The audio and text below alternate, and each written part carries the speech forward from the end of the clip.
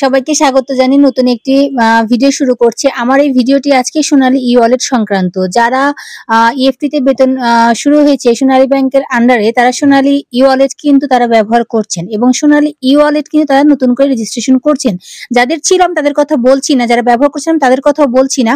যারা নতুন করে সোনালী ই-ওয়ালেট অ্যাপসটা রেজিস্ট্রেশন করতে গিয়ে বিভিন্ন সমস্যার সম্মুখীন হয়েছে, আমি তাদের কথা বলছি এবং আমি নিজেও কিন্তু ব্যক্তিগতভাবে এই সোনালী ই-ওয়ালেট সংক্রান্ত কিন্তু ঝামেলায় পড়েছিলাম। আজকে আমি সেই সংক্রান্ত নিয়ে কথা বলবো। আমার কথা হলো যে আপনি যে কথায় আছে যেখানে আপনি ঠেকবেন সেখানেই শিখবেন, কথাটা একদম পারফেক্ট। আর আমার কথা হলো আমার কাছে আমি যদি কোনো সমস্যায় পড়ি এবং সেটা যদি সমাধানের স্কোপ যদি আমার কাছে থাকে বা সেই উপাদানগুলো যদি আমার কাছে থাকে, তাহলে কিন্তু আমি অন্য কারো কাছে যাই না, কারণ আমি যত সমস্যায় পড়বো আমি কিন্তু ততটাই শিখবো। আপনি যখন সমস্যায় পড়বেন না তখন কিন্তু সেই জিনিসটার মূল্য আপনার কাছে থাকবে না এবং অন্য কেউ পরামর্শ চাইতে আসলে বা অন্য কারোর ক্ষেত্রে একই ঝামেলা হলে আপনি কিন্তু সেটা কিন্তু আপনি সলভ করতে পারবেন না। তো যাই হোক, আমার যেটা মনে হয়েছে যে আপনাদের সাথে আমার এই বিষয়টা শেয়ার করার দরকার দেখে আমি আসলে আপনাদের সাথে শেয়ার করার জন্য এসেছি। তো গত বৃহস্পতিবার আসলে অর্থাৎ জানুয়ারি মাসের 2 তারিখে কথা ছিল যে ইএফটি তে বেতন হবে 1 তারিখে। তো ইএফটি তে আসলে সবার অ্যাকাউন্টে জমা হয়ে গেছে, ম্যাক্সিমাম অ্যাকাউন্টে জমা হয়ে গেছে। তো আমি 2 তারিখে হতে চেষ্টা করলাম, অর্থাৎ 2 তারিখ ছিল আপনার কয় তারিখ ছিল, 2 তারিখে বৃহস্পতিবার ছিল। তো আমি বৃহস্পতিবারে যখন জানছিলাম না যে আসলে সোনালী ই-ওয়ালেট আমাকে নিতে হবে, আমি এটা সম্পর্কে জানতাম কিন্তু আমাকে যে নিতে হবে আমি আসলে সেই বিষয়টা আমি ভুলে গিয়েছিলাম। তো যাই হোক, আমি আসলে এসএমএস পাঠালাম যে SBL স্পেস দিয়ে ব্যালেন্স লিখে 26969 পাঠিয়ে দিয়ে আমি দেখতে পেলাম যে আমার অ্যাকাউন্টে ব্যালেন্স জমা হয়েছে। আচ্ছা ঠিক আছে। তো যাই হোক, আমি তখন সোনালী ই-ওয়ালেট অ্যাপসটা নিলাম এবং রেজিস্ট্রেশন করার চেষ্টা করলাম, কিন্তু কোনো ক্রমেই আমার সোনালী ই-ওয়ালেট অ্যাপসটা ইনস্টল হলে সেটা রেজিস্ট্রেশন হচ্ছে না। আমি যখন রেজিস্ট্রেশন করতে যাই আমার একটা ডায়লগ বক্স আসে যে registration info error during saving request, এই সমস্যাটা আসে। তো যাই হোক, আমি বৃহস্পতিবার সকাল থেকে সেটা চেষ্টা করি। সকাল থেকে চেষ্টা করার পরে আমি স্কুলে যাই। স্কুলে দেখি সবাই ই-ওয়ালেট অ্যাপসটা ইনস্টল করছে, সবাই রেজিস্ট্রেশন কনফার্ম করছে, সবারটাই মোটামুটি হয়ে যাচ্ছে। যার যে সমস্যা হচ্ছে সে আসলে হেল্পলাইন সেন্টারে ফোন দিয়ে সেগুলো সমাধান করে নিচ্ছে।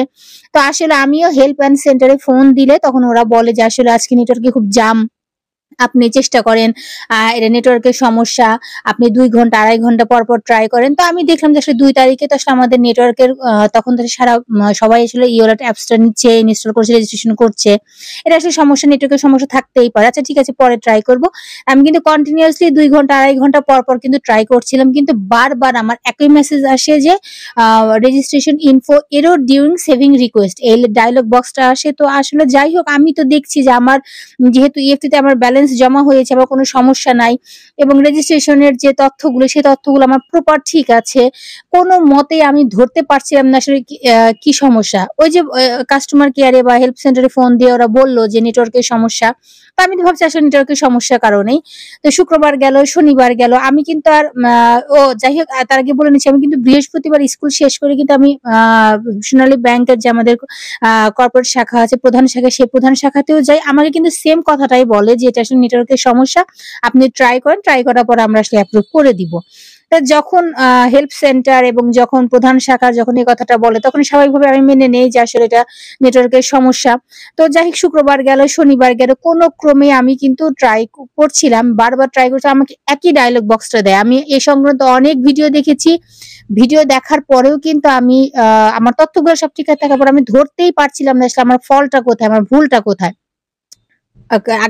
গতকাল রবিবার ছিল, আমি আবার কাস্টমার কেয়ারে ফোন দেই, আমাকে আবার ফর্মালিটি গুলো পালন করার পর আমাকে আবার বলে যে আসলে নেটওয়ার্কের সমস্যা হতে পারে, আজকে যেহেতু ওয়ার্কিং ডে শুরু হয়েছে আপনি আবার ট্রাই করেন, 2 ঘন্টা 2.5 ঘন্টা পর পর ট্রাই করেন।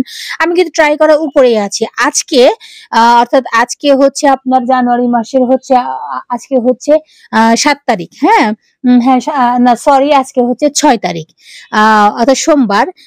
তো আমি সকালবেলা ট্রাই করছি, ট্রাই করার পর আরেকটা কথা বলে নেই, সেখানে কিন্তু বলা হয়েছে যে আপনি ডাটা ক্লিয়ার করবেন, সোনালী অ্যাপস এর ই-ওয়ালেটের যে ডাটা, সেই ডাটাটা আপনি ক্লিয়ার করবেন। তো আপনি সেটা সেটিংসে গিয়ে অ্যাপ ম্যানেজমেন্টে গিয়ে আপনি অ্যাপসটা ওপেন করে ডাটাটা আপনি ক্লিয়ার করতে পারেন। আমি সেটাও করেছি, সেটা করার পরেও আমার কিন্তু কোনো রকমই হচ্ছিল না।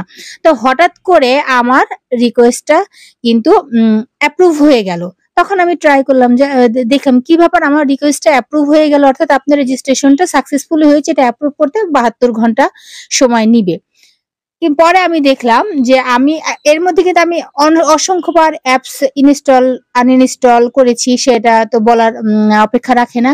ব্যাপারটা হলো আমার যেখানে ভুল হয়েছে সেটা হচ্ছে যে আমাদের যে মোবাইল নাম্বার বলা হয়েছে যে মোবাইল নাম্বার সেই সেট দিয়ে আপনি কাজ করবেন, আমি সেই সেট দিয়েও কাজ করেছি, কিন্তু +88 যে লেখা মোবাইল নাম্বারের 0 আগে যে +88 লেখা থাকে 0 আগে, সেই +88 আমি কেটে দিয়ে শুধু 0 থেকে আমি শুরু করেছি মোবাইল নাম্বারটা। এটার কারণে আমার রিকোয়েস্টটা কিন্তু অ্যাপ্রুভ হয়েছে। তাই আমি এটা আরো সিওর হওয়ার জন্য আমি কি করলাম, আচ্ছা ঠিক আছে 72 ঘন্টার ভেতরে অ্যাপ্রুভ হবে, তখন আমি লগইন করতে পারবো। তা আমি আবার লগইনে গিয়ে আমি কি করলাম যে ওই +88 এবং 0 থেকে মোবাইল নাম্বার দেওয়ার পরে আমি পিনটা দিলাম। দেওয়ার পর ওখানে লেখা আসলো নো ওয়ালেট ফাউন্ড, যেটা আসে। ঠিক আছে, তখন আমি আবার কি করলাম +88 কেটে দিয়ে 0 থেকে শুরু করলাম। তখন আসলো যে আপনার রেজিস্ট্রেশনটা কমপ্লিট হয়েছে। আপনি এটাকে অ্যাপ্রুভ করার জন্য 72 আওয়ার্স আপনার সময় নিবে।